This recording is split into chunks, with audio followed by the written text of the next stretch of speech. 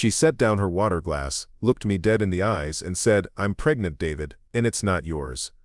I'm David Chen, 34 years old, and I didn't throw my plate across the room. I didn't storm out screaming." I watched the ice cubes settle in her glass, and wondered when my wife started practicing lies in the mirror. Then our daughter Emma walked into the dining room, backpack still on her shoulders from soccer practice.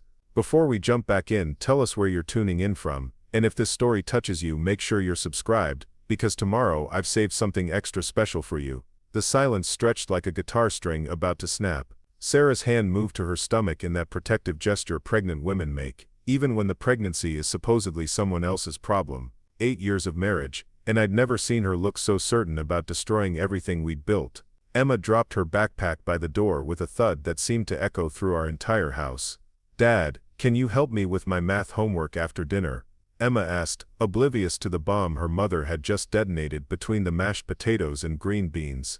She was 9, with Sarah's dark hair and my stubborn chin, and she believed the world was still a place where parents helped with homework and families ate dinner together every night. "Sure, kiddo," I managed, my voice steadier than I felt.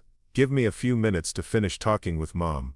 Emma grabbed an apple from the fruit bowl and headed upstairs, her cleats clicking against the hardwood. Sarah watched her go, and for a moment something that might have been regret flickered across her face. Then it was gone, replaced by the mask she'd been wearing for months without me realizing it. "We need to talk about this," Sarah said once Emma's door closed upstairs. She folded her napkin with the precision of someone who'd rehearsed this conversation. "About what comes next." I pushed my chair back from the table but didn't stand. "My father taught me that when someone's trying to knock you down, you plant your feet and keep your voice level." "How far along?" I asked. 10 weeks. I did the math backwards, counting days like a detective working a timeline. 10 weeks ago we'd been in couples therapy. 10 weeks ago Sarah had been complaining that I worked too many late nights at the engineering firm. 10 weeks ago she'd been talking about us needing to reconnect, to find our way back to each other. The word came out flat, like a judge asking for a plea. Sarah's jaw tightened. "Does it matter?" "It matters to me." She stared at her hands. Marcus Valdez. The personal trainer at her gym. The guy who posted motivational quotes on Instagram and drove a motorcycle that cost more than most people's cars. I'd met him exactly once, at a charity 5K that Sarah had insisted we run together. He'd been charming in that effortless way that makes other men feel like they're wearing ill-fitting suits. "How long?" I asked. "David, please don't." "How long, Sarah?" 3 months. Her voice was barely above a whisper. 3 months. While I'd been working 60-hour weeks to pay for Emma's private school and the mortgage on the house, Sarah had insisted we buy in the best school district. While I'd been picking up extra freelance projects to afford the vacation to Hawaii she'd been planning for our anniversary. While I'd been lying in bed at night, wondering why she always seemed to be asleep when I finally made it home. "I want a DNA test," I said. Sarah's head snapped up. "What? You heard me. I want a paternity test." "David, I'm telling you it's not." "I heard what you said." I kept my voice calm, the way I did when explaining complex structural calculations to clients who thought they knew better than physics. "But I want proof." Something flashed in her eyes. Anger, maybe, or fear. "You don't trust me." The question hung in the air like smoke from a house fire. I looked around our dining room, at the family photos on the walls, at the crayon drawing Emma had made of the 3 of us that Sarah had framed and hung by the window. Trust. What a strange word to use when you're sitting across from someone who just confessed to cheating on you. "I trust the science," I said finally. Sarah stood abruptly, her chair scraping against the floor. "Fine, get your test, but it won't change anything." She started clearing the table with sharp angry movements. Plates clattered against each other like accusations. I sat there and watched her move around the kitchen we'd renovated together 2 years ago, the one where she'd kissed me against the new granite countertops and told me she loved our life. "I'll sleep in the guest room," I said.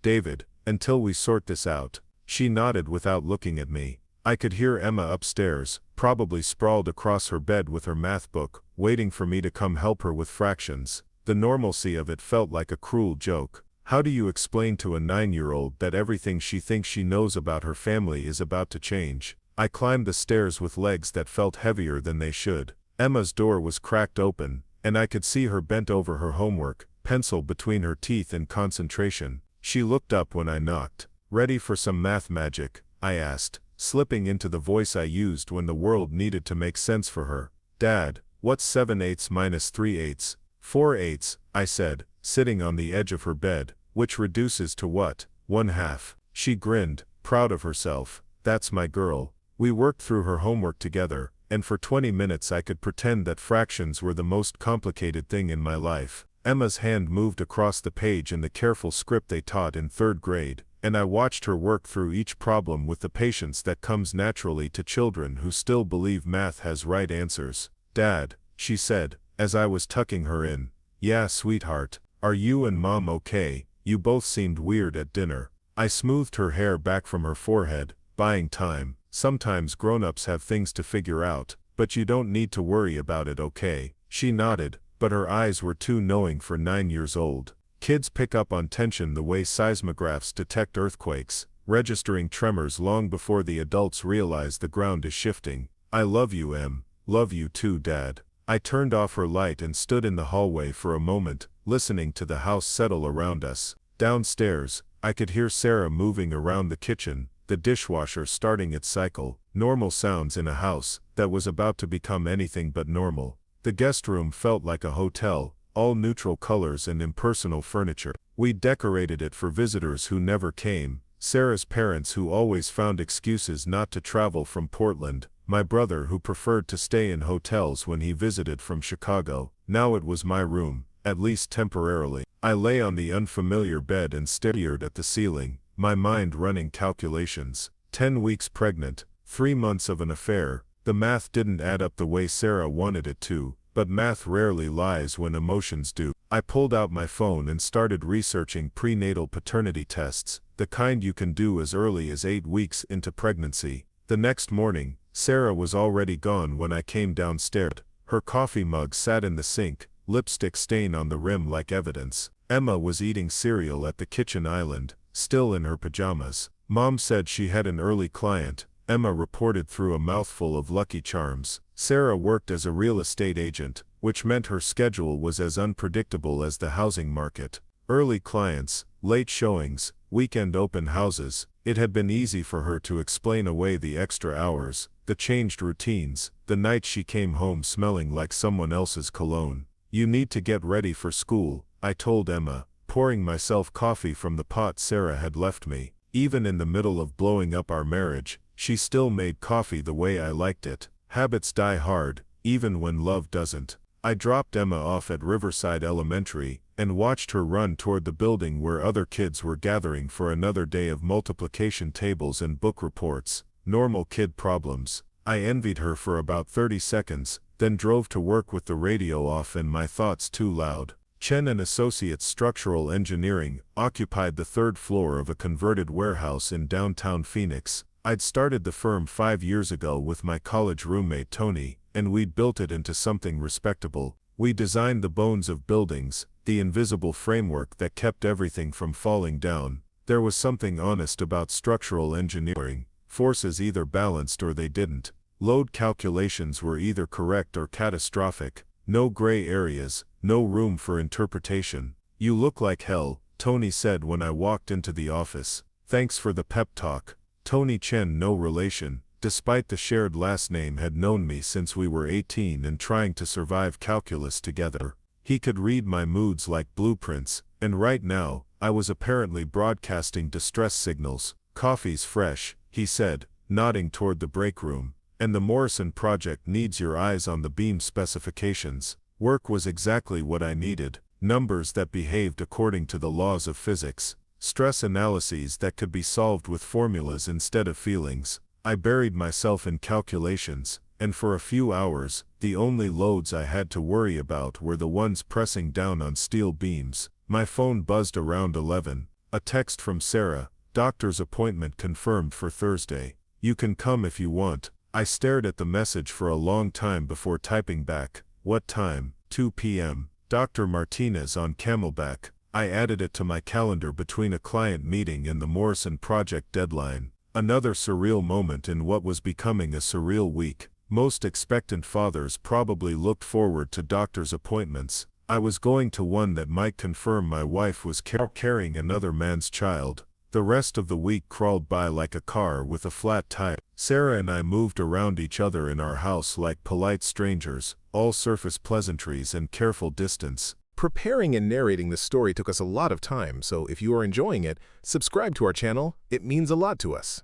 Now back to the story. She made dinner. I helped Emma with homework. We watched the news together without really watching. The only sign that anything was wrong was the guest room bed that stayed made for me every night, and the way Sarah's hand moved to her stomach when she thought no one was looking. Thursday afternoon found me sitting in Dr. Martinez's waiting room, surrounded by pregnant women and their partners. Everyone else looked excited, nervous in the good way. They flipped through parenting magazines and compared due dates with other couples. Sarah sat beside me, her hands folded in her lap, staring at a poster about prenatal vitamins. Chen. A nurse called our name. Dr. Martinez was a woman in her 50s with kind eyes and the efficient manner of someone who delivered thousands of babies. She congratulated us on the pregnancy with genuine warmth, and I wondered if Sarah had told her anything about our situation. Everything looks good, Dr. Martinez said, moving the ultrasound wand across Sarah's belly. Baby's measuring right on track for 10 weeks. On the monitor, a grainy black and white image that looked more like a weather map than a human being. But there it was. The flutter of a heartbeat, rapid and strong. A tiny person no bigger than a lime floating in the darkness. Would you like to hear the heartbeat? Dr. Martinez asked. Sarah nodded, and suddenly the room filled with the fast rhythmic whooshing that sounded like hope and terror at the same time. I stared at the screen and felt something crack open in my chest. 10 weeks along. The timing could work. It could be mine. Doctor, I said, my voice rougher than I intended. What are our options for paternity testing? Dr. Martinez's expression didn't change, but I caught the slight pause before she answered. Professional discretion, probably. She'd seen this before. We can do a cell-free fetal DNA test as early as 9 weeks, she said carefully. It's a simple blood draw from the mother, and we can compare the fetal DNA to a sample from the potential father. Very accurate, very safe. How accurate? I asked. Over 99%. Sarah was quiet during the drive home, one hand resting on her stomach where the baby was growing. I focused on the traffic, the familiar rhythm of Phoenix streets, anything but the sound of that heartbeat still echoing in my head. We could do the test, she said finally as we pulled into our driveway. I turned off the engine. I thought you were sure. I am sure. Her voice was steady but her hands were shaking slightly. But if it'll give you peace of mind. Peace of mind. What a strange phrase. As if my mind could ever be peaceful again, regardless of what the test showed.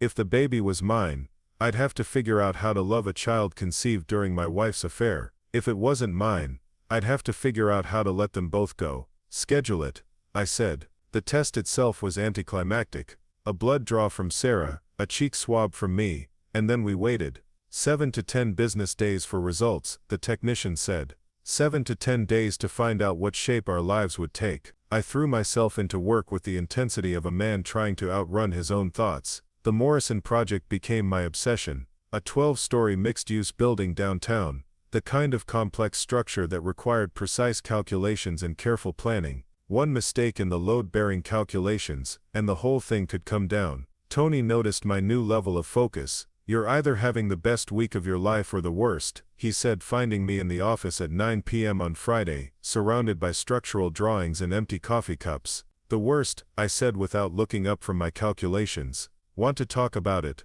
I told him everything. Sarah's announcement, the pregnancy, the affair, the test we were waiting on. Tony listened without interrupting, which was one of the things that made him a good business partner and a better friend. What are you hoping the test shows? He asked when I finished.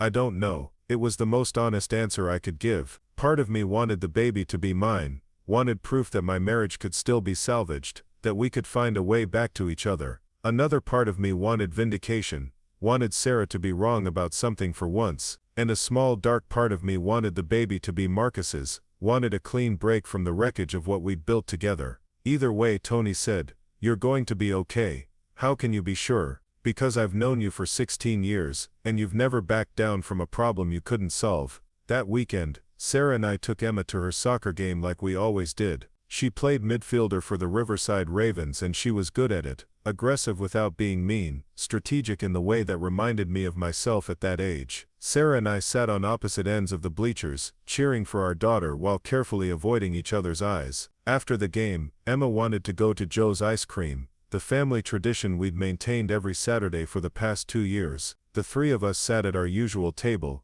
Emma chattering about the goal she'd almost scored, Sarah and I making appropriate responses while navigating around the enormous elephant sitting between us. "Dad, you're weird lately," Emma said suddenly, looking up from her mint chocolate chip. "Weird how?" "Quiet weird, like when you're working on a really hard problem," out of the mouths of babes. Sarah shifted in her seat, suddenly very interested in her strawberry cone. "Just thinking about some work stuff, kiddo." Emma nodded solemnly.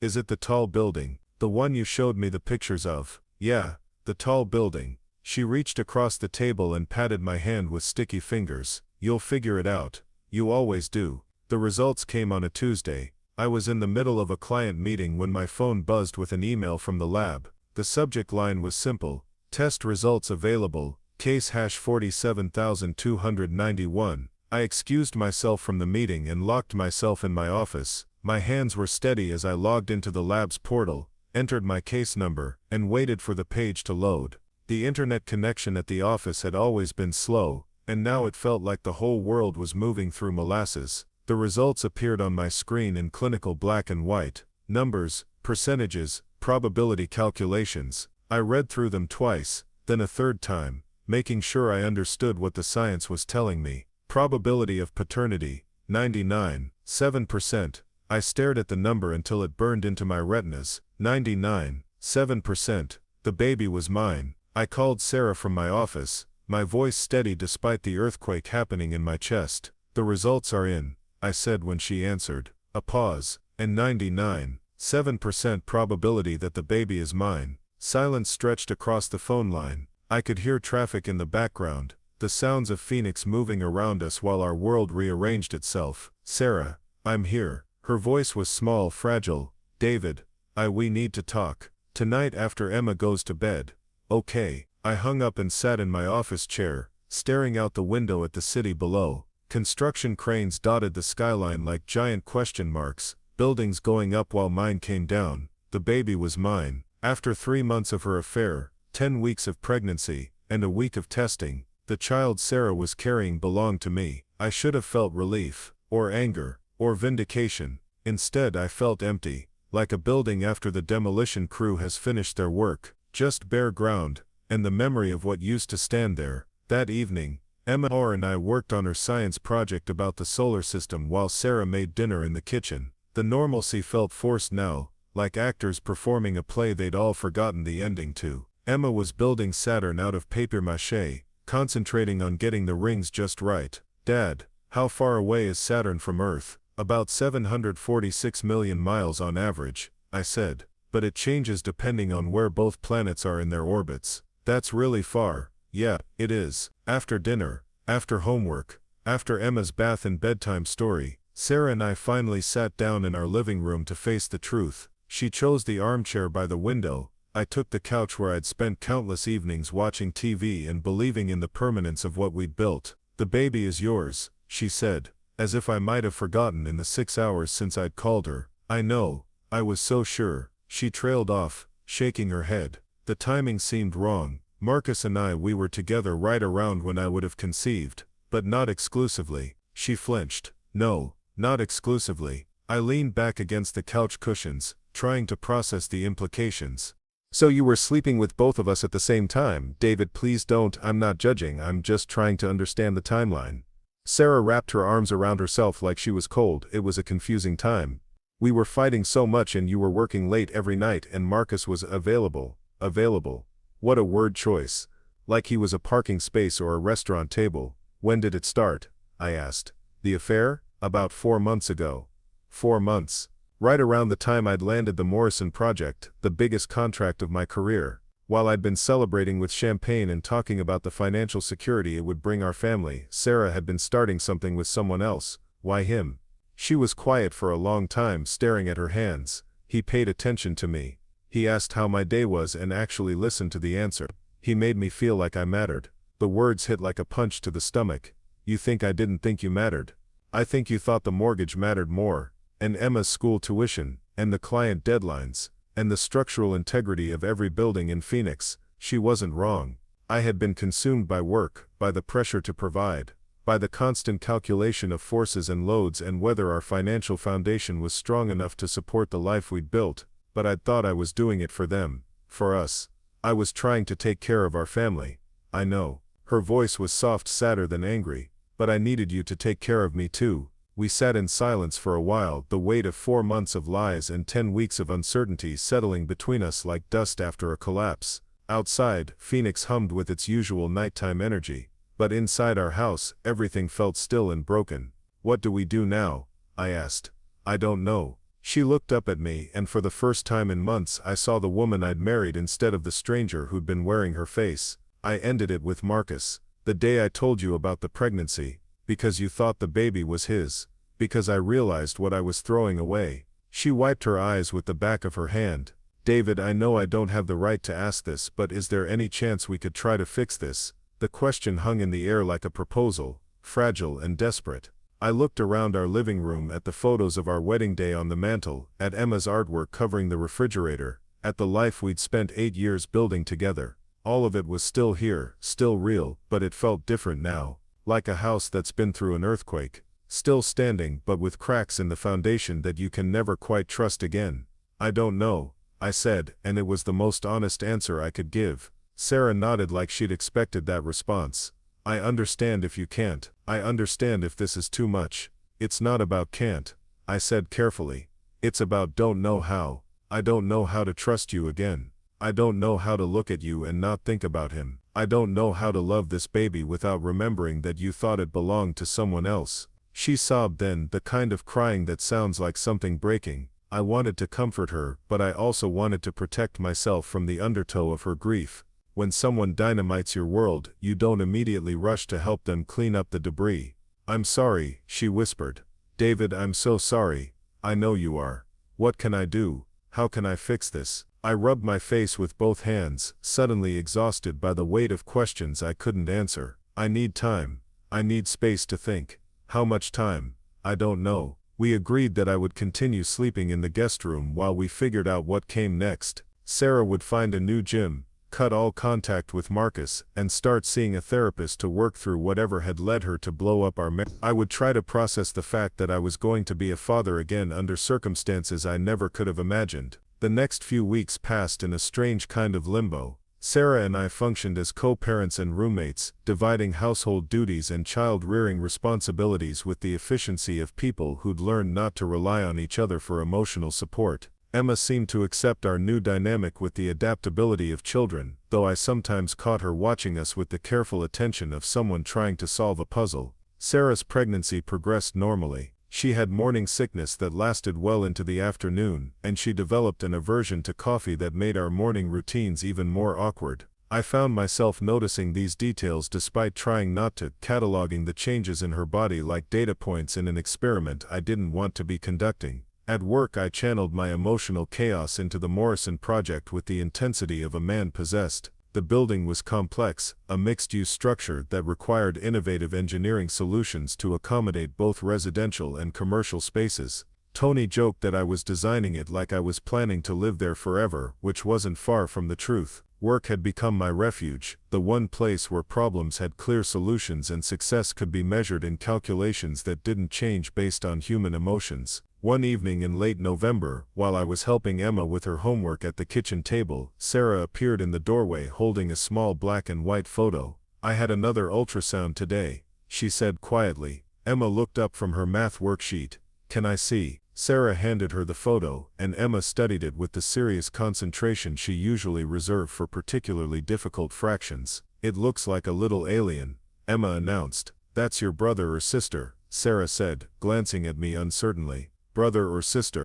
The words hit me like a surprise quiz on material I hadn't studied. Emma was going to be a big sister. I was going to have another child. Despite everything that had happened, despite all the uncertainty about our future, there was going to be a baby. Do we know if it's a boy or girl yet? Emma asked. Not yet, Sarah said, but we can find out at the next appointment if we want to. Emma looked at me expectantly.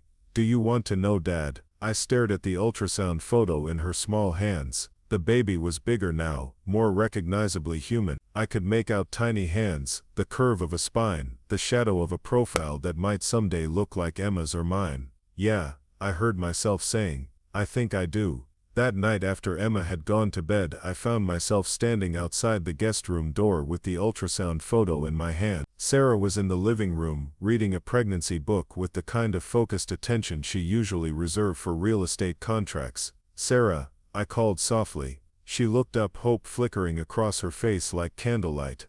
"Can we talk?" She set down the book and joined me in the hallway, close enough that I could smell her shampoo, far enough that we weren't quite sharing the same space.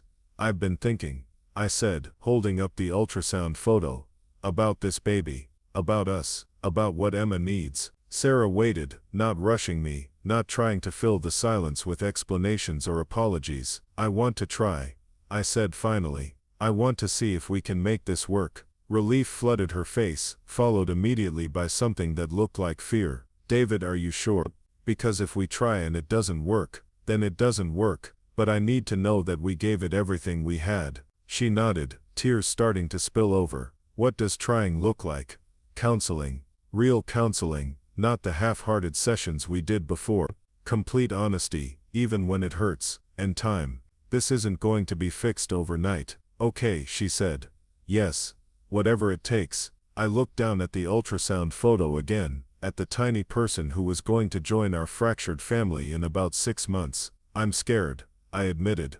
"Me too." We stood there in the hallway of our house, two people who'd loved each other enough to create a life together, then hurt each other enough to almost destroy it. The path forward wasn't clear, and there were no guarantees that we'd be able to rebuild what we'd lost. But for the first time since that terrible dinner, I could see the possibility of a future that didn't end in complete ruin. "I'm going to keep sleeping in the guest room for now," I said, "until I'm ready for more." "I understand. And I want to come to the next doctor's appointment. All of them, if that's okay." "It's more than okay." I handed her back the ultrasound photo. "Get some sleep. We've got a lot of work ahead of us." She smiled through her tears, the first genuine smile I'd seen from her in months. "Good night, David." "Good night." I went to bed that night feeling something I hadn't experienced since this whole nightmare began, a tentative, fragile sense of hope. The foundation of our marriage had been damaged, maybe irreparably, but foundations could be rebuilt if you were willing to do the work, to dig down to solid ground and start again with better materials and more careful planning. I pulled out my phone and made a note to call marriage counselors in the morning. Then I stared at the ceiling of the guest room and tried to imagine a future where trust could be reconstructed, where love could be restored, where a family could heal from the kind of damage that usually ends in complete demolition. It wouldn't be easy. It might not even be possible, but for the first time in weeks, I was willing to find out. The marriage counselor's office smelled like vanilla candles and false optimism. Rebecca Walsh had the kind of soothing voice that probably worked well with couples who fought about money, or whose biggest problem was forgetting anniversaries. Sarah and I weren't that kind of couple anymore. We were the kind who needed industrial strength therapy for industrial strength damage. "What brings you both here today?" Dr. Walsh asked, settling into her chair with a legal pad and the patient expression of someone who'd heard every variation of marital disaster. Sarah looked at me, waiting to see if I'd take the lead. I'd been the one to insist on counseling, so I supposed the explanation fell to me.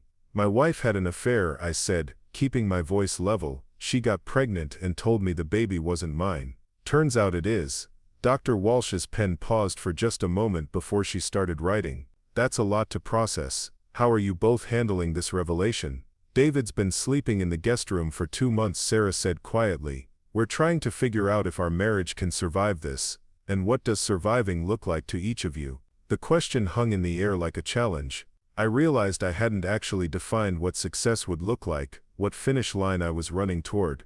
I'd been so focused on the immediate crisis that I hadn't thought past getting through each day without completely falling apart. "I want to trust her again," I said finally. "I want to believe that she chose our family over him. But I don't know how to get there. Sarah, what about you?" "I want David to forgive me." Sarah's voice cracked slightly. "I want him to see that I'm not the same person who made those choices. I want us to be excited about this baby together instead of having it feel like evidence of my mistakes." Dr. Walsh nodded. "Those are both understandable goals, but they're going to require a lot of work from both of you."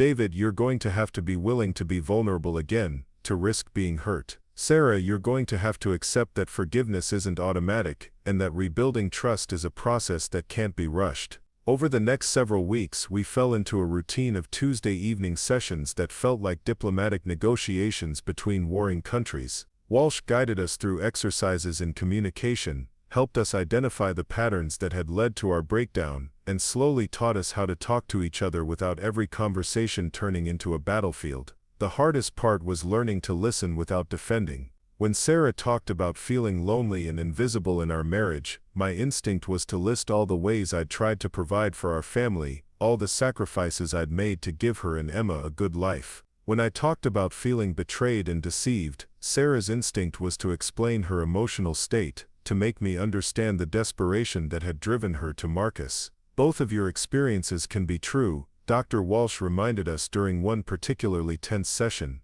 David, you can have been a devoted provider while also being emotionally absent. Sarah, you can have been lonely and neglected while also being responsible for the choices you made in response to those feelings. At home, we practiced the techniques Dr. Walsh taught us: reflective listening, where we had to repeat back what the other person said before responding; scheduled check-ins where we could air grievances without them festering; ground rules for fights, like no bringing up past mistakes and no character assassination. Emma noticed the changes before I did. One evening in December, while we were decorating the Christmas tree, she looked up from untangling a string of lights and said, "You and Mom are talking different." "Different how?" I asked, steadying the ladder she was standing on to reach the higher branches.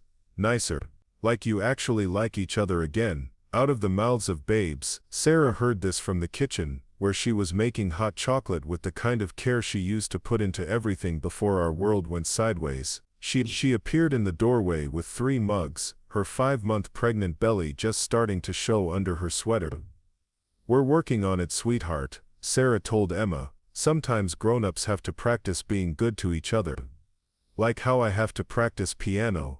"Exactly like that." Emma seemed satisfied with this explanation, and went back to her methodical ornament placement. She approached Christmas tree decoration with the same engineering precision I brought to structural calculations, ensuring perfect spacing and load distribution. Watching her work, I felt a familiar surge of pride mixed with the still unfamiliar anxiety about how this new baby would change the dynamic she'd known her entire life. Later that night, after Emma had gone to bed, and we'd finished cleaning up the ornament boxes, Sarah and I found ourselves sitting on the couch together for the first time in months. Not touching, but not actively avoiding each other either. "Progress. Dr. Walsh wants us to start talking about practical things," Sarah said, one hand resting on her stomach. "The baby's room, names, how we're going to handle the birth." I'd been avoiding these conversations, as if planning for the baby's arrival would somehow make everything more real and complicated. But Sarah was right. Ready or not, this child was coming, and we needed to be prepared. "What were you thinking for the nursery?" I asked. "The office upstairs. We could move your desk down to the basement." The office was where I worked on freelance projects, where I spread out blueprints and lost myself in calculations when the regular workday wasn't enough distraction. Moving it to the basement felt like another small surrender, another way this baby was reshaping our lives before it even arrived. "That could work," I said. We talked logistics for a while, cribs and changing tables and the 1,000 small decisions that come with preparing for a new life. It felt strange to be planning for a future I still wasn't sure I wanted, but also oddly comforting to focus on concrete problems with concrete solutions. "David," Sarah said when we'd covered the basics. "Yeah, are you going to love this baby?" The question caught me off guard, even though I'd been asking it myself for weeks. "Why would you ask that?" "Because every time we talk about the pregnancy, you look like you're solving a math problem. And I'm worried that you'll always see this child as a reminder of what I did." I was quiet for a long time, thinking about the ultrasound photos stuck to our refrigerator, about the way Emma had started talking to Sarah's stomach when she thought no one was listening, about the tiny person growing inside my wife who was genetically mine but conceived during the worst period of our marriage. "I don't know," I said honestly. "I want to, but I'm scared that every time I look at this baby, I'll remember that night at dinner, and the affair, and how sure you were that it belonged to someone else." Sarah's eyes filled with tears, but she didn't look away. "What can I do to help you see past that? I don't know that either." "What can I do to help you see past that? I don't know that either. Maybe nothing. Maybe time will do it, or maybe it won't. That's not fair to the baby." "No, it's not. But I'm trying to be honest instead of promising things I might not be able to deliver." We sat in silence for a while, the Christmas tree lights blinking in their programmed pattern. Outside, Phoenix was having one of its perfect December evenings, the kind of weather that made people from colder climates question their life choices. "I ended things with Marcus," Sarah said suddenly. "You told me that already." "No, I mean really ended them. I blocked his number, I quit the gym, I even wrote him a letter explaining that I was committed to saving my marriage." I turned to look at her. "You wrote him a letter?" Dr. Walsh suggested it. She said closure needed to be explicit, not just assumed. "What did you say?" Sarah reached into her purse and pulled out a folded piece of paper. "I made a copy. Dr. Walsh thought you should see it when you were ready. I took the letter but didn't unfold it immediately. What if I'm never ready? Then you don't have to read it, but it's there if you want it." I stuck the letter in my pocket, where it felt like a small weight against my leg. Evidence of an ending I hadn't witnessed, proof of a commitment I wasn't sure I could trust yet. The next morning, I found myself in the Morrison Building's construction site, wearing a hard hat and checking on the progress of the foundation work. There's something satisfying about watching a building rise from the ground up, seeing abstract calculations become concrete reality. The foundation had to be perfect because everything else depended on it. One mistake at the bottom, and the whole structure was compromised. Tony found me standing in what would eventually be the lobby, studying the steel beam placement against the blueprints. "How's the marriage counseling going?" he asked, handing me a cup of coffee from the trailer. "Like building a foundation in unstable soil, lots of excavation before you can start pouring concrete." That's either a very good metaphor, or you're spending too much time thinking about work. Probably both. We watched the crew setting rebar, the methodical process of creating the skeleton that would hold everything together. I thought about Dr. Walsh's exercises, the slow work of rebuilding trust, the way Sarah and I were learning to communicate without automatically assuming the worst about each other's motivations. "Can I ask you something?" Tony said. "Shoot. If the baby had been the other guy's, would you have stayed?" It was a question I'd been avoiding, but one that got to the heart of everything. "I don't think so. I think I would have seen it as a clean break, a reason to walk away without feeling guilty. And now I don't have a clean break. I have a messy, complicated situation that might be fixable if I'm willing to do the work. Are you willing?" I watched a crane lifting steel beams into place, the careful choreography of construction workers who trusted each other to do their jobs correctly. Most days. Some days I want to pack a bag and disappear, but then I think about Emma, and this new baby, and the fact that Sarah is trying as hard as I am to make this work. That's got to count for something. It does. I just don't know if it counts for enough. That evening I finally read Sarah's letter to Marcus. I sat in my truck outside Emma's school, where I was waiting to pick her up from soccer practice, and unfolded the paper with hands that were steadier than I expected. The letter was brief and direct. Sarah explained that she was pregnant, that the baby was mine, and that she was committed to rebuilding her marriage. She apologized for the pain she'd caused, and asked Marcus not to contact her again. The tone was formal, almost businesslike, with none of the warmth or intimacy I'd been dreading. At the bottom, she'd written, "What we had was a mistake, born out of loneliness and poor judgment. I don't want to minimize the hurt I've caused, or pretend it didn't happen, but I need to focus on repairing the damage I've done to my family." I folded the letter and put it back in my pocket. It wasn't a love letter, but it wasn't a casual dismissal either. It was the kind of closure that acknowledged the reality of what had happened while firmly drawing a line under it. Emma emerged from the soccer field grass-stained and grinning, her hair escaping from its ponytail in the way that meant she'd played hard. She climbed into the truck and immediately started telling me about the scrimmage they'd run, her words tumbling over each other in excitement. "And then Sophia passed to me, and I almost scored, but their goalie got lucky," she said, buckling her seatbelt with the efficiency of someone who'd done it 1,000 times. almost only counts in horseshoes and hand grenades, I said, repeating something my father used to tell me. What's a hand grenade? Never mind, tell me more about the scrimmage.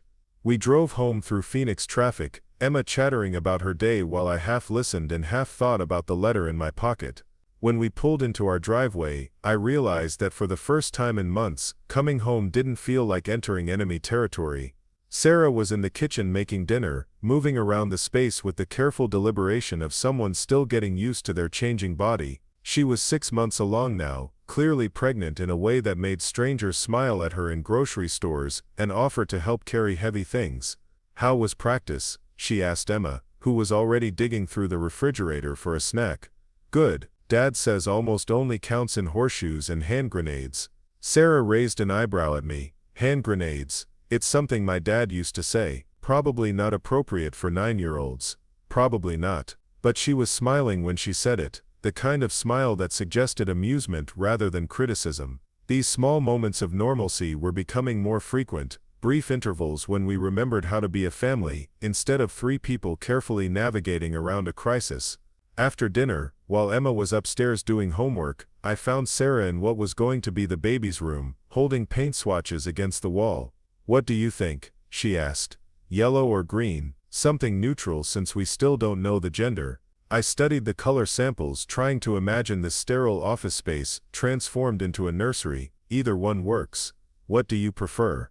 The yellow, I think. It's cheerful without being overwhelming. I nodded, though color choices felt simultaneously important and completely irrelevant. We were planning for a future I still wasn't sure I believed in, making decisions that assumed we'd still be together when this baby arrived. Sarah, I said, pulling the letter from my pocket. I read this. She turned, her face immediately tense. And thank you for letting me see it. It helps to know that you've really ended things. Relief flooded her expression. I meant every word. I know you did. We stood there in the empty room, surrounded by boxes of my office supplies that needed to be moved and paint swatches that represented optimism about the future. The evening light was fading outside, turning the walls golden in a way that made the space feel warmer than it actually was. Can I ask you something? I said. Of course. When you told me the baby wasn't mine, what were you hoping would happen? Sarah set down the paint swatches and leaned against the windowsill. Honestly, I think I was hoping you'd fight for me. I wanted you to be devastated at the thought of losing me, to realize what you were about to give up. Instead, I asked for a paternity test. Instead, you approached it like an engineering problem to be solved. I thought about that night, about my reaction to her announcement. She was right. I had treated it like a technical challenge, something that could be resolved through proper documentation and scientific analysis. Would it have made a difference if I'd reacted differently? I don't know, maybe. But I also think I needed to see that you wouldn't just take my word for something that could be verified. It showed me that you're not as passive as I thought you were. Passive? You never fought with me, David, about anything. When I wanted to buy this house, you ran the numbers and agreed. When I wanted Emma to go to private school, you figured out how to afford it. When I complained about your work schedule, you listened and nodded, and then went right back to working 60-hour weeks. I considered this. Fighting seemed like a waste of energy. If you wanted something and we could afford it, why argue? Because sometimes I wanted you to care enough to argue. I wanted evidence that my opinions mattered enough to disagree with. It was a perspective I'd never considered. In my mind, I'd been accommodating, supportive, willing to defer to her judgment on most non-technical matters. In her mind, I'd been checked out, going through the motions without really engaging with the substance of our decisions. I'm not very good at conflict, I admitted. Neither am I, apparently. I just express it differently. We were quiet for a while, both of us processing this new understanding of how we'd been misreading each other for years. It was like discovering that we'd been using different measurement systems for the same blueprint, wondering why nothing lined up correctly. Dr. Walsh wants us to practice fighting, Sarah said eventually. Practice fighting, healthy conflict. Disagreeing about things that matter without it turning into character assassination or bringing up old grudges. What would we fight about? Sarah laughed, the first genuine laugh I'd heard from her in months. I'm sure we can think of something. The next week, Dr. Walsh gave us our first assignment in controlled conflict. We were supposed to pick a topic we genuinely disagreed about and have a structured argument, following the communication rules we'd been learning. What about baby names? Sarah suggested during our Tuesday session. Do you disagree about baby names? Dr. Walsh asked. We haven't really discussed it yet, I said. Then maybe it's time to start. What happens when you try to make decisions together? We looked at each other across the couch in Dr. Walsh's office, realizing that we'd been avoiding most decision-making by tacit agreement. I handled anything technical or financial, Sarah handled social and domestic matters, and we rarely ventured into each other's territory. We don't really make decisions together, Sarah said slowly. We make them separately, and then inform each other. Is that working for you? Obviously not, I said. Since we're here. Dr. Walsh smiled. So let's practice. Baby names. Go. I like traditional names, Sarah said, looking at me. Family names. Things with history and meaning. I prefer names that won't get the kid picked on at school, I countered. Something that works in professional settings. Those aren't mutually exclusive, Sarah pointed out. No, but some traditional names are harder to live with than others. Like what? Like my middle name, Bartholomew, after my great-grandfather. Do you know what kids called me in middle school? What? Bart the Fart. Sarah tried not to smile and failed. That's unfortunate.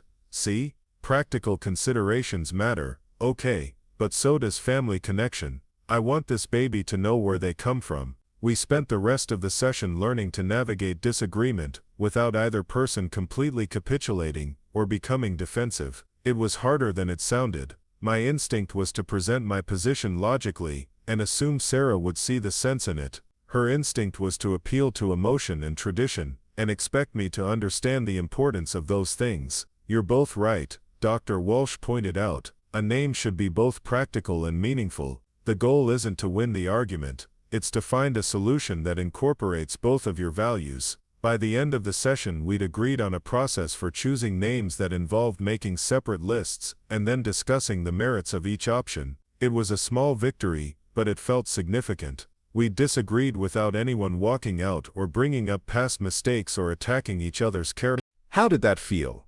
Dr. Walsh asked as our time ran out. Weird, I said. But good weird. Like we were actually talking to each other instead of past each other, Sarah added.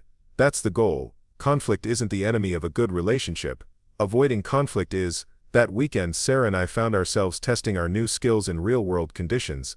Emma wanted to invite a friend over for a sleepover, but the friend was someone Sarah didn't particularly like. Jessica's mother never supervises anything, Sarah said while we were cleaning up after breakfast.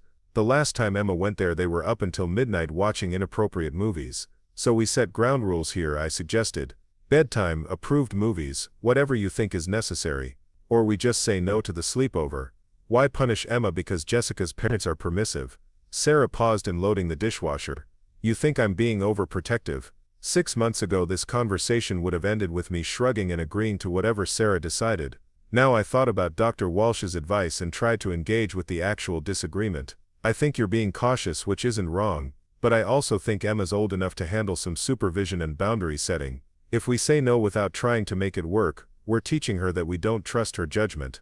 And if we say yes and she stays up all night watching horror movies, then we deal with it and adjust our approach next time. We went back and forth for several minutes, not arguing exactly, but genuinely working through the pros and cons of different approaches. In the end we agreed to let Emma have the sleepover with specific rules about bedtime and entertainment options. Look at us, Sarah said when we'd reached our compromise, making decisions together like actual partners. Dr. Walsh would be proud. I'm proud. This feels like progress. It was progress, though slow and sometimes frustrating. We were learning to be married to each other all over again, figuring out how to communicate as the people we'd become rather than the people we'd been when we first said our vows 8 years ago. The baby kicked for the first time on a Thursday evening in January while Sarah and I were watching a movie on the couch. She gasped and grabbed my hand, pressing it against her stomach. Did you feel that? She whispered. I felt it. A tiny flutter, like a fish jumping in a still pond. Then another, stronger this time. That's our baby, Sarah said, her voice full of wonder. Our baby. The possessive felt strange and right at the same time. For the first time since this whole ordeal began, I felt a flash of genuine excitement about the tiny person growing inside my wife. Emma's going to want to feel this, I said. Emma, Sarah called upstairs. Come here. Emma thundered down the stairs, always ready for excitement. Sarah guided her hand to the right spot on her stomach, and we all waited. After a moment, the baby obliged with a particularly vigorous kick. Emma's eyes went wide. Whoa, it's like there's a tiny person in there. There is a tiny person in there, Sarah said laughing. Can I talk to it? Sure. Emma leaned down until her mouth was close to Sarah's stomach. Hi baby, she said solemnly. I'm going to be your big sister. I'll teach you how to ride a bike and do math and play soccer. The baby kicked again as if responding to her voice. It likes me, Emma exclaimed. Of course it likes you, I said, surprising myself with how emotional I felt watching this interaction. You're going to be the best big sister. That night, after Emma had gone to bed still talking excitedly about the baby, Sarah and I found ourselves lingering in the living room instead of immediately retreating to our separate sleeping arrangements. I want to ask you something, Sarah said, but I'm afraid of the answer. Ask anyway. Are you starting to feel excited about this baby? Even a little bit. I thought about the kick, about Emma's reaction, about the ultrasound photos that I'd been studying more closely lately, looking for familiar features in the shadowy images. Yeah, I said. I am. It's complicated and I'm still scared, but yeah, I'm starting to feel like this might actually be happening. It's definitely happening, Sarah said laughing. Whether we're ready or not. Are you ready? God. No. Are you? Not even close. But for the first time, being unready felt like a normal part of having a baby rather than a symptom of our fractured many. We were going to figure it out as we went along, the way most parents did, stumbling through the experience and hoping love would be enough to cover our mistakes. I've been thinking about what Emma said, Sarah continued, about teaching the baby things. I want us to teach this baby together, not take turns parenting like we've been doing with Emma. What do you mean? I mean I handle school stuff and social things, you handle sports and homework help, and we barely overlap. I want this baby to see us as a team. It was a fair criticism. We had been dividing parenting duties rather than sharing them, each of us taking responsibility for different aspects of Emma's life. It was efficient, but it also meant we rarely presented a united front or made decisions together about how to handle challenging situations. That sounds good in theory, I said, but it's going to require us to actually be a team. I know, that's why I'm bringing it up now, while we still have time to practice. Practice being a team. Practice being married.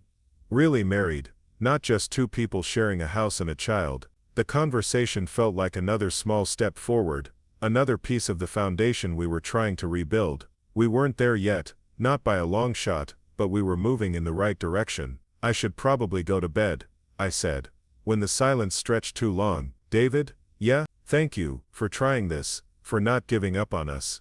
Thank you for giving me a reason to try. I stood to leave, then hesitated. Sarah, I love you. I'm still angry and hurt and confused, but I love you. Tears spilled down her cheeks.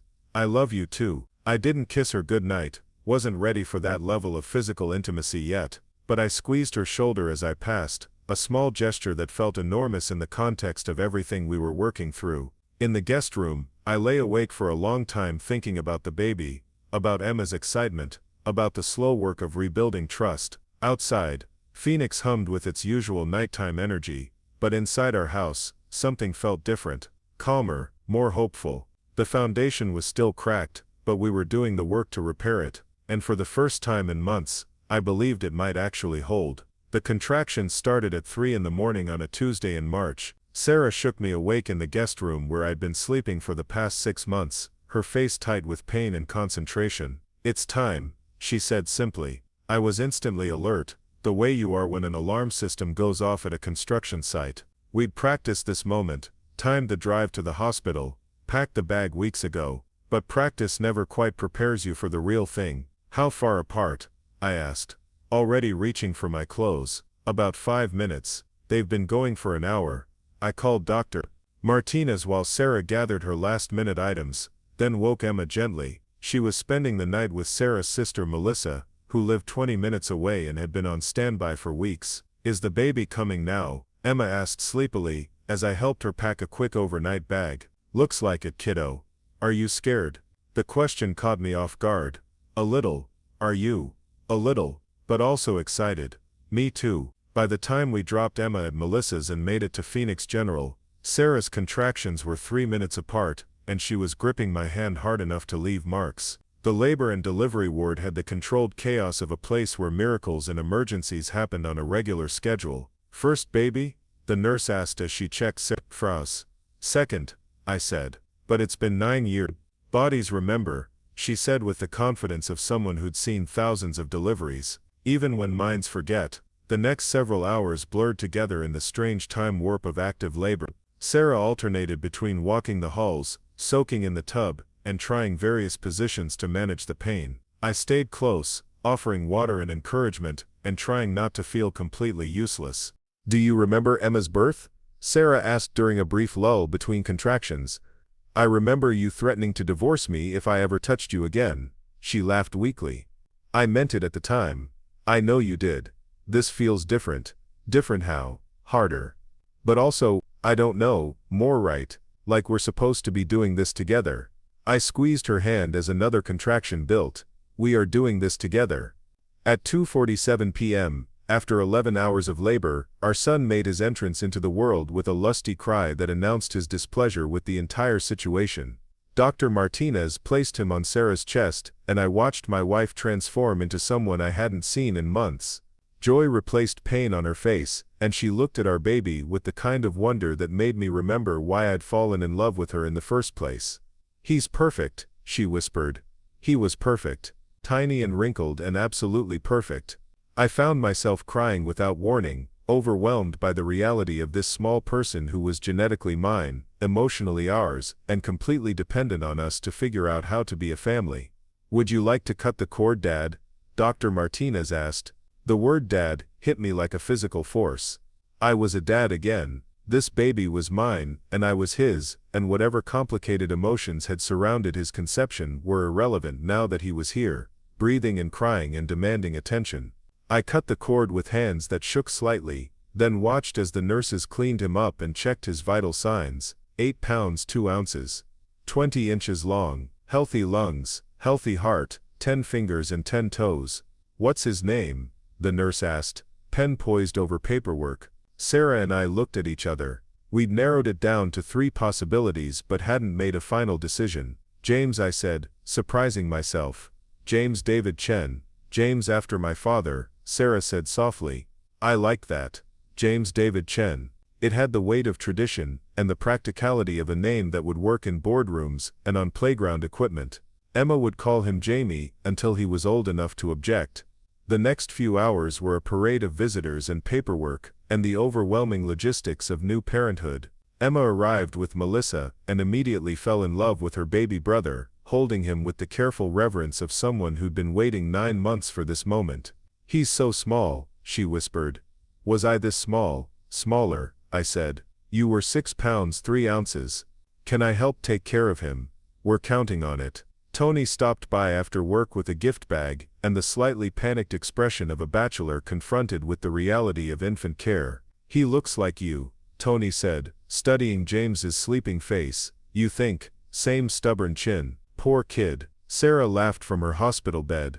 "I was hoping he'd get David's persistence and my diplomatic skills." "Good luck with that," Tony said. "Kids have a way of inheriting exactly the traits you wish they wouldn't." That evening, after the visitors had gone and Emma had reluctantly left with Melissa, Sarah and I found ourselves alone with our son for the first time. The hospital room was quiet, except for the soft beeping of monitors and James's occasional snuffles as he slept in the bassinet beside Sarah's bed. "So," Sarah said, "we're parents again." "Apparently so. Are you okay? You've been quiet since he was born." I considered the question. Was I okay? I was exhausted and emotionally overwhelmed and completely unprepared for the surge of protective love I felt for this tiny person I'd known for less than 12 hours. "I'm terrified," I admitted. But in a good way. The kind of terrified you feel when you're about to do something important and difficult. Like marriage counseling, or starting a business, or raising a human being. Sarah reached for my hand. "We can do this. I know we can. I'm just not sure how yet. We'll figure it out as we go, like we did with Emma." Emma was easy compared to this. Emma was easy because we were young and stupid and didn't know how many ways we could screw it up. And now we're older and smarter and probably still going to screw it up, but maybe in different ways. We sat in comfortable silence for a while, watching James sleep. His tiny fist was curled against his cheek, and his breathing was the steady rhythm of someone who'd had a very long day. "David," Sarah said quietly. "Yeah? Thank you for not giving up on us. Thank you for being worth the fight." We brought James home on a Thursday morning to a house that felt both familiar and completely transformed. Emma had made a welcome home banner that hung crooked in the entryway, and the nursery we'd spent months preparing finally had an occupant. The first few weeks were the usual newborn chaos of sleepless nights and constant feedings, and the gradual realization that we'd forgotten how demanding infant care could be. But they were also something else, a chance to learn how to be partners again instead of adversaries. We fell into a routine born of necessity and negotiation. Sarah handled the night feedings since she was nursing, I took over most of Emma's school and activity transportation, and we both collapsed into bed exhausted but somehow more connected than we'd been in years. "We're getting good at this," Sarah said one evening as we cleaned up after dinner while James slept in his bouncy seat, and Emma worked on homework at the kitchen table. "Getting good at what?" "Being married, making decisions together.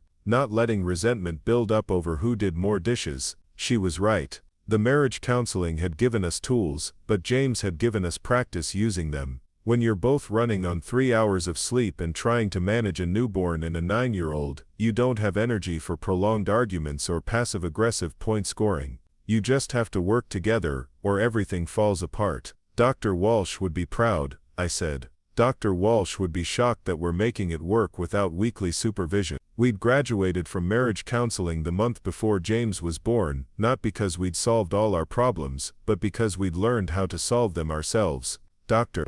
Walsh had given us homework assignments for maintaining our progress, weekly check-ins, monthly date nights, and annual relationship tune-ups. "Speaking of which," I said, "when was the last time we went on a date?" "About 11 months ago. Right before I got pregnant and everything went to hell. Maybe it's time to fix that." "David Chen, are you asking me out?" "Sarah Chen, I believe I am." We arranged for Melissa to babysit the following Saturday, and went to dinner at a small Italian restaurant we'd discovered during our early dating years. It felt strange to be alone together, without the buffer of children, or counseling appointments, just the two of us trying to remember how to be a couple. "This is weird," Sarah said over her pasta. "Good weird? Or bad weird?" "Good weird. Like a first date with someone I've known forever." "That's exactly what it is." We talked about work and Emma's upcoming school play and James's sleep schedule. Normal married couple conversation, but it felt significant because we were choosing to have it instead of just reporting information between parenting duties. "I have something to tell you," Sarah said as we shared dessert. My stomach clenched automatically, a conditioned response to announcements that had carried too much weight in recent months. "What?" "I've been thinking about going back to work. Not full-time, but maybe a few listings a month. I miss it." Relief flooded through me. Normal marital discussion, not crisis management. "What about James? What about him?" "You went back to work when Emma was 8 weeks old. That's different." "How is it different?" I paused, recognizing the trap. "It's not different. I just worry about you taking on too much too soon. I appreciate the concern, but I think I know my own limits." "You're right. If you want to go back to work, we'll make it happen." "Just like that." "Just like that." She smiled. "Look at us, having a disagreement and resolving it like mature adults. Dr. Walsh would definitely be proud." The drive home was quiet but comfortable. We'd passed another small test, proven to ourselves that we could navigate normal marital decisions without reverting to old patterns of conflict avoidance or explosive arguments. At home, Melissa reported that both kids had been angels. James had taken a bottle without protest, and Emma had gone to bed on time after reading to her baby brother for 20 minutes. "She's going to be a great big sister," Melissa said as she gathered her things. "She already is," I said. After Melissa left, Sarah and I checked on both kids before heading to our respective bedrooms. It had become routine, this careful separation at the end of each day. We were rebuilding intimacy slowly, deliberately, without rushing past the emotional work that still needed to be done. "Good night," Sarah said at the top of the stairs. "Good night." But instead of immediately going to the guest room, I found myself lingering in the hallway, looking at the family photos that lined the walls. Wedding pictures, Emma's baby photos, vacation snapshots from happier times. And now new photos of James, of Emma holding her brother, of the four of us learning to be a family again. "David," Sarah's voice was soft, I turned. She was standing in the doorway of our bedroom, her hair loose around her shoulders, wearing the kind of pajamas that suggested comfort rather than seduction. I was wondering, she said carefully, if you might want to sleep in here tonight. Not for anything other than sleep, just to be close. I looked at the guest room door, then back at her. Are you sure? I'm sure. I miss sleeping next to you. I miss it too. I followed her into the bedroom we'd shared for 8 years, the one I'd abandoned 6 months ago when everything fell apart. It looked the same but felt different, like a familiar song played in a new key. We got ready for bed with the awkward politeness of strangers, careful not to invade each other's space or assume intimacy we hadn't renegotiated. But when we finally lay down in the darkness, with 2 feet of mattress between us, it felt right in a way I'd almost forgotten. Thank you, Sarah whispered. For what? For coming back, for trying, for not writing us off as a lost cause. Thank you for giving me something worth coming back to. We didn't touch that night, didn't even move to the center of the bed, but we slept better than either of us had in months, the kind of deep rest that comes from knowing you're exactly where you belong. James woke us at 4 a.m. with the imperious cry of someone who had needs and expected them to be met immediately. Sarah stumbled to the nursery while I lay in the dark, listening to her soft voice as she fed him and changed his diaper and settled him back to sleep. When she returned, she slipped back into bed beside me, and this time, I reached for her hand in the darkness. We're going to be okay, I said, not quite a question. We're going to be better than okay, she replied, squeezing my fingers. We're going to be happy. 3 months later, Emma scored her first goal of the soccer season, while James cheered from his stroller on the sidelines. Sarah and I sat together on the bleachers, his tiny hand wrapped around my finger while he slept through the noise and excitement. She's getting better, Sarah observed as Emma high-fived her teammates. She's got good coaches this year. She's got good parents this year. I looked at her, surprised by the comment. We've always been good parents. We've always been good parents. We've always been adequate parents. Now we're good parents. There's a difference. She was right. We were more present with Emma now, more intentional about including her in family decisions, and making sure she felt secure. Despite all the changes, James's arrival had somehow made us better at parenting our first child too. Dad, did you see my goal? Emma called from the field. I saw it. Beautiful shot. She beamed and ran back to her position for the kickoff. 9 years old, and already learning that the best victories are the ones you share with people who matter. I love our life, Sarah said quietly. Even with all the chaos, especially with all the chaos. James stirred in his stroller, opening his eyes and looking around with the serious expression he wore when trying to make sense of the world. I unbuckled him and lifted him to my shoulder, where he settled with a contented sigh. Hey there, buddy, I murmured. Your sister just scored a goal. He made a small sound that could have been approval or gas, but I chose to interpret it as enthusiasm for Emma's athletic prowess. The game ended with Emma's team winning 3-1 and we celebrated with ice cream at Joe's, continuing the family tradition with one additional participant. James slept through most of it, but Emma insisted on giving him a detailed recap of every significant play. When you're big enough, I'll teach you to play soccer, she told him seriously. But first you have to learn to walk and run, and kick a ball without falling down. That might take a while, I said. That's okay. I'm a good teacher. Driving home through familiar Phoenix streets, I felt the kind of contentment that comes from ordinary moments lived fully. Sarah reached over and squeezed my hand while Emma chattered about her game, and James dozed in his car seat. Happy? She asked. Very. Any regrets? I thought about the question seriously. Did I regret the affair that had nearly destroyed our marriage? The months of uncertainty and pain, and careful rebuilding, the complicated emotions that had surrounded James's conception and birth? No, I said finally. I wouldn't choose to go through it again, but I don't regret where it brought us. Even the hard parts, especially the hard parts, they taught us things we needed to know. That night, after we'd gotten both kids settled and cleaned up the usual disaster that followed family outings, Sarah and I sat on our back patio with glasses of wine and watched the stars appear over Phoenix. James slept in the monitor beside us, and Emma was safely tucked into bed with a new chapter book. I've been thinking about something, Sarah said. What? I want to renew our vows. I turned to look at her, surprised. Why? Because the people who got married 8 years ago don't exist anymore. We're different now, better I think. And I want to make promises to the person you've become, not just hold on to the ones I made to the person you used to be. It was a beautiful idea, and it made perfect sense. We weren't the same people who'd stood at an altar 8 years ago and promised to love each other for better or worse. We'd been tested in ways we never could have imagined, and we'd chosen each other again, deliberately, and with full knowledge of our weaknesses and strengths. When? I asked. Our anniversary. Small ceremony, just family and close friends, maybe in the backyard.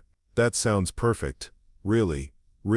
We planned it over the next few months, a simple ceremony that focused on the promises we were making rather than the party we were throwing. Emma would be our ring bearer, James would sleep through the whole thing in Tony's arms, and we'd celebrate with barbecue and beer instead of formal dinner and dancing. On our 8th anniversary, we stood in our backyard under string lights, while a friend from my Rotary Club officiated, and a small group of family and friends witnessed our second beginning. Sarah wore a simple sundress, I wore a button-down shirt and khakis, and we exchanged rings that had been polished to remove 8 years of scratches. Do you, David, promise to love Sarah not just for who she was when you first met, but for who she's becoming? The officiant asked. I do. Do you promise to fight fair, communicate honestly, and choose this marriage even when it's hard? I do. Sarah made the same promises, her voice steady and sure.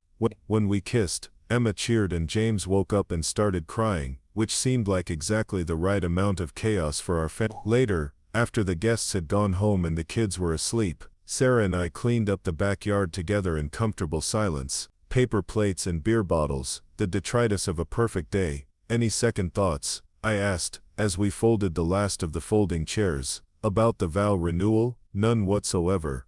About us, about this life we've built. She considered the question seriously, which I appreciated. Easy answers would have felt like platitudes. I think we're exactly where we're supposed to be, she said finally. Not because it was easy or inevitable, but because we chose it. Every day we keep choosing it. Even when James keeps us up all night. Especially then. Even when Emma decides she wants to quit soccer and take up the violin.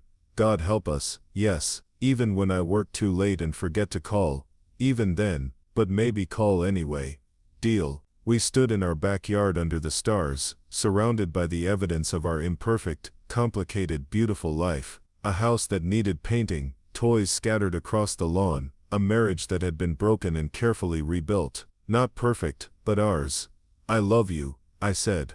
I love you too. Inside, Phoenix hummed with its usual nighttime energy, but our house was quiet except for the soft sounds of children sleeping, and the gentle hum of life continuing its relentless, hopeful march forward. We locked the doors, turned off the lights, and headed upstairs to the bedroom we shared again, to the life we'd chosen again, to the family we'd fought to keep together. Tomorrow would bring new challenges, new joys, new opportunities to choose each other, or choose ourselves. But tonight, we were exactly where we belonged. Up next, you've got 2 more standout stories right on your screen. If this one hit the mark, you won't want to pass these up. Just click and check them out.